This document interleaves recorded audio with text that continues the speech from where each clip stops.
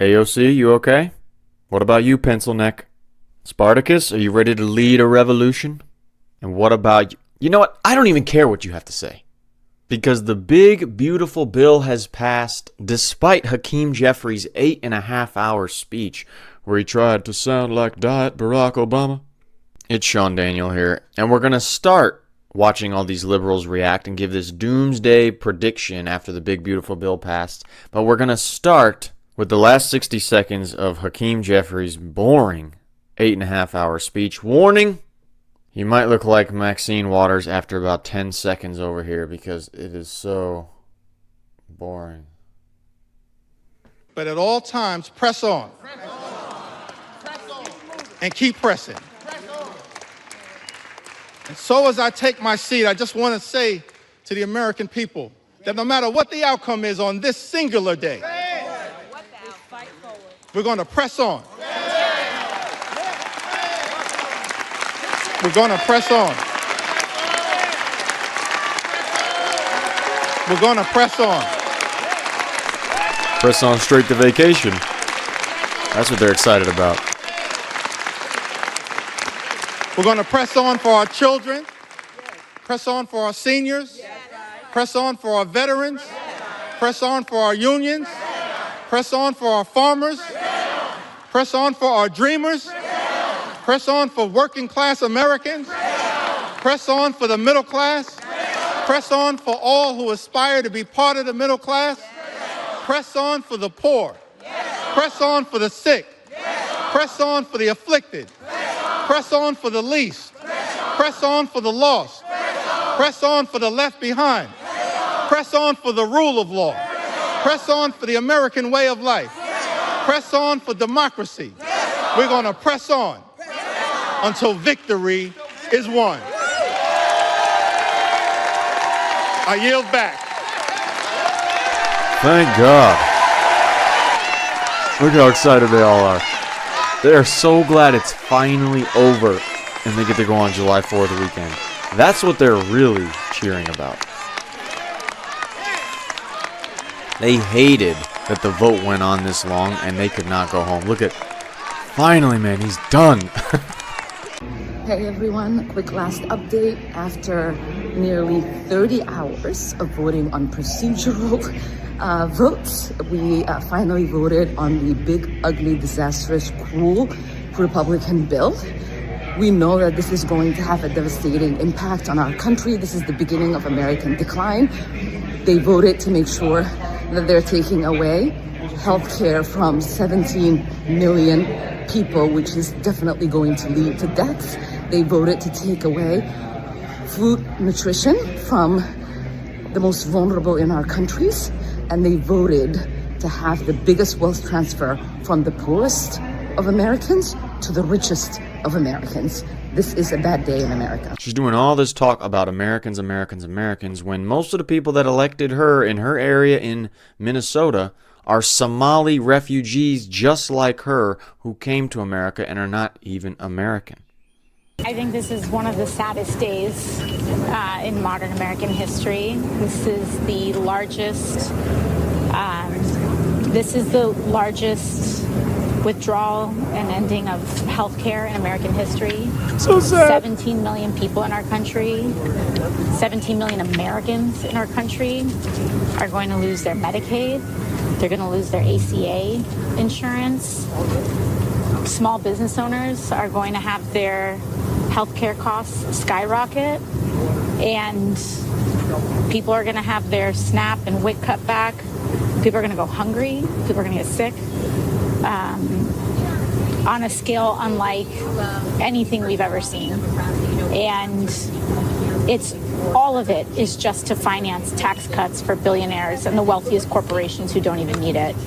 I don't think we have ever seen or are prepared for how catastrophic this is set to be for a lot of people. And I think it's devastating. And they're talking about this as though it's some tax cut. Even the stuff that they're talking about, taxes on tips, no tax on tips, that's only for people, that's only up to $25,000. And if you're making less than that, you're already kind of exempt from a lot of these things in the first place. So they're giving people crumbs and they're taking away the whole loaf. And it's just a genuinely really sad day for our country. What about Leader Jeffrey's final message, looking ahead to 2026, 2028? Well, you know, to Leader Jeffries' message, he's right. The best thing that we can do right now is press on. And in order for us to salvage what we have and to build through, we have to chart a new course and a new path to our future. And we have to make sure that there are consequences. If you're on Medicaid, if you're on ACA, if you are on Medicare and rely on Medicaid to help with your long-term care, there has to be consequences to these votes. And we have to decide if this is just a joke or just for TV or if this is our real lives. And I hope people vote like it's our real lives. Remember, a lot of those people should have never even been on Medicaid because they shouldn't really qualify for it with their situation. They can go to work, they just won't. And the Democrats want to keep people on the government paycheck, basically, and giving them free benefits so they can own their votes. And you see how it's all doom and gloom, doom and gloom. All these people are going to die. All these really bad things are going to happen. And if it was so bad for poor people and so good for rich people, shouldn't she be excited? She's rich. Just leaving the Senate now. Sadly, the big, ugly, awful bill just passed by the narrowest of margins. 50 Republicans plus the vice president brought in to break the tie. This is a tragedy of a bill, a shameful bill, a selfish bill that will take money away from our kids and grandkids. It'll raise the debt and deficit to do so, to fund tax cuts for super wealthy people. It will cut millions and millions of people off of health care. It will take food away from hungry families. I've been in the Congress for some time. This is the most shameful act I've ever seen. We're going to fight this now in the House. This is still not a foregone conclusion. A lot of Republicans, I think more than a dozen of them, said to fix all the horrible Medicaid cuts. Well, we fixed them all right. We made them worse. The Senate Republicans made those cuts even deeper, about $1 trillion taking away from health care. So we're going to fight this now in the House. We need your active support. Reach out to people, reach out to folks you know in those districts, have them call their representatives and write. We need to kill this big ugly bill. Newsflash, Adam, you couldn't. Adam Schiff is in a car right now on his way out of D.C., probably to an airport. And he is so thankful that he is a senator and not in the House anymore, so he can leave early for the July 4th weekend. You realize a lot of these people in Congress, I've heard in many interviews, they've talked about this, they really want to leave when there's these big holiday weekends coming up, Christmases, July 4th. They want to go back to their families. They want to go back to their homes. They want to go back to their districts. They don't want to be stuck there on a stupid vote when they finally get a vacation and get to go home to their families. So he is so excited to be leaving. And so is Senator Cory Booker, that he did not have to stay, but he still got his great emotional and motivating speech. I'm just off the floor for the longest vote-a-rama in Senate history. Democrats stood against this moral obscenity of a bill, and the amendments that they voted against and they blocked were just common sense amendments. We filed amendments to stop them from gutting Medicaid. We filed amendments to save health care for people who will lose it. We filed amendments to try to save things like SNAP for hungry children. We filed amendments that simply said, okay, don't give people making hundreds of millions of dollars a year more of a tax cut. We filed amendments to do everything we could, from clean energy to making sure that children have more economic security. We filed amendments to lower the cost of prescription drugs, to protect Planned Parenthood, to protect the Affordable Care Act. And again, we tried to block these awful tax cuts to the wealthiest amongst us who don't need our help, and that would help to blunt the ridiculously large deficit hole, trillions of dollars they're going to blow into our financial security as a nation as a result of this bill. Every time we raise policies that the majority of Americans, independents, Republicans, and Democrats agree on, Republicans blocked us again and again throughout the night, into the morning, till now. Remember, in the House, we just need four votes, just a handful of votes that switch our way. You know he's pissed because Hakeem Jeffries is getting all this love for how long his speech is, because Cory Booker recently this year did a super long, I think it was like over 24-hour speech. But now Hakeem Jeffries is the main man in Washington for this afternoon. But it does come at a price, because Cory Booker is a senator and he gets to fly home, drive home, whatever, for vacation, while Hakeem Jeffries had to be there late into July 3rd. Now I want you guys to see the reality of the Democrats, because Jamie Raskin right here, super evil guy.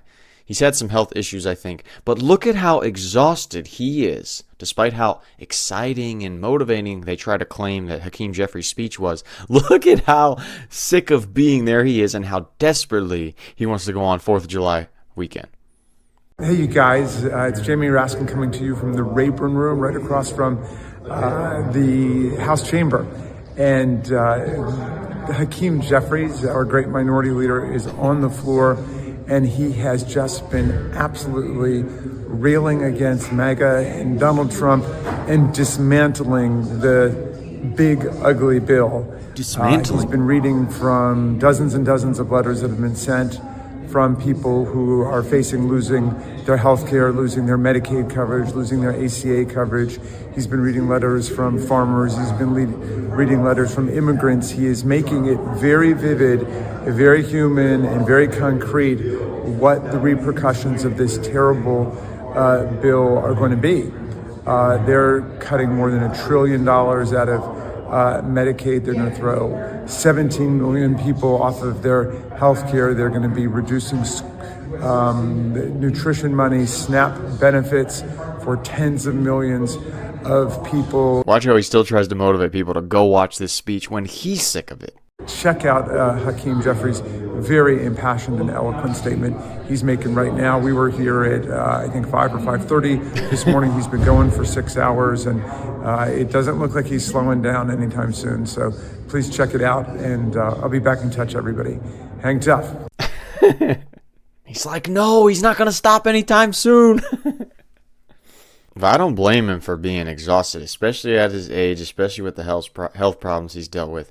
But just shows you how bad of a waste of time that Hakeem Jeffries thing was, and it was just all for show. It was definitely a publicity thing, and maybe to stall time for them to try to blackmail people behind the scenes, negotiate with some people to vote no. That could also be the reason that he wanted to prolong this so long. Maybe we could manipulate some people behind the scenes to vote no on this bill, excuse me, but also use it as publicity. You can use it for campaigning, saving their face in front of the American people. It's also interesting to note, who was it that was able to position themselves around Hakeem Jeffries like this so that they could have the publicity where they're on camera near him, supporting him, when none of them were there the whole time. None of them were sitting in that chamber the whole time. I bet you, especially these ladies and the one guy behind them. What did they do to be able to get that spotlight spot right next to Hakeem? Let me know in the comments what you think they did. It's itsSeanDaniel here. If you want to see some Republicans destroy some liberal reporters after this big, beautiful bill passed, check out this video right here, and I will see you in the next one.